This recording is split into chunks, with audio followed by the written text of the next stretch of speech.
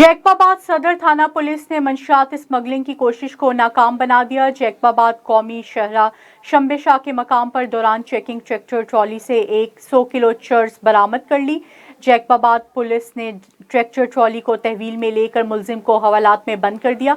मुकदमा दर्ज SHO सदर सब इंस्पेक्टर अख्तर अली अबड़ू के मुताबिक मुलजिम रात के औकात में मंशियात फरोश ट्रैक्टर ट्रॉली से मंशियात सप्लाई करता था।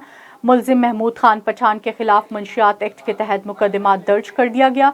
SSP डॉक्टर समीर नूर चना के अहकामात पर मंशियात फरोशों और जराइम पेशा अफराद के खिलाफ कार्रवाइयां जारी हैं।